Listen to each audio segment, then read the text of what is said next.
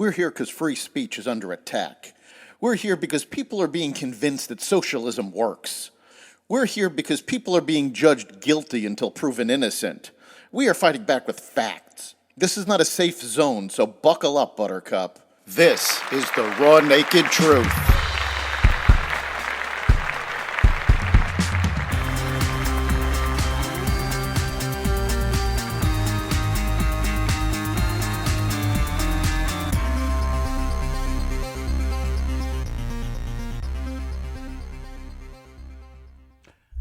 Evidence revealed against the Biden family. Gavin Newsom backtracks on reparations. Trump liable for defamation, and more. Welcome to the Raw Naked Truth. I'm your host, Eric Lupkin, and here's the news you need to know. The House Oversight and Accountability Committee says the Biden family and its business associates created more than 20 companies and received more than $10 million from foreign nationals while Joe Biden served as vice president, and that some of those payments could indicate attempts by the Biden family to peddle influence. The bank records have been made available to show the evidence to the American people. Committee Chairman James Comer released a memo ahead of his press conference Wednesday that includes new information from his investigation into the Biden family's influence peddling and business schemes. The memo said the Biden family appeared to take steps to conceal the source and total amount received from the foreign companies. The committee has subpoenaed 4 different banks as part of its probe and received thousands of records in response. Those subpoenas were tailored to specific individuals and companies that engaged in business activities with Biden family members and their business associates, the memo said. It also said Biden family members and business associates created a web of over 20 companies. Most were limited liability companies formed during Joe Biden's vice presidency. The White House visitor logs, emails from the Hunter Biden laptop, and calendar entries all have shown that when Biden was vice president, he met with Hunter's business associates. California Governor Gavin Newsom declined to endorse the cash payments, which could reach as high as $1.2 million for a single recipient, recommended by his reparations task force, saying that dealing with the legacy of slavery is about much more than cash payments. The reparations task force's independent findings and recommendations are a milestone in our bipartisan effort to advance justice and promote healing. This has been an important process, and we should continue to work as a nation to reconcile our original sin of slavery and understand how that history has shaped our country.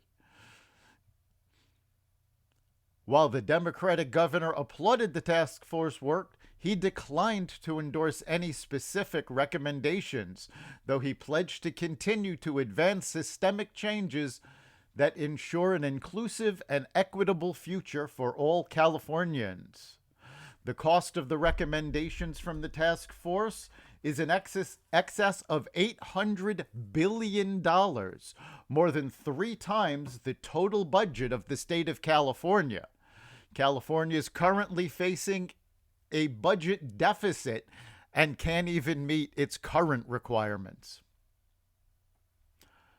President Biden met with House Speaker Kevin McCarthy and other congressional leaders at the White House on Tuesday to work on breaking an impasse on raising the debt ceiling before a catastrophic default that could be weeks away.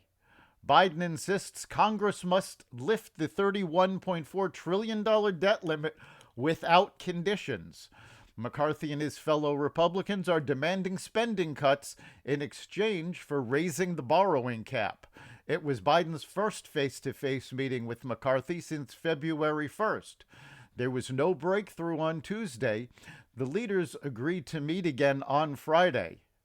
The current bill, passed by the Republican Congress, cuts spending to 2022 levels.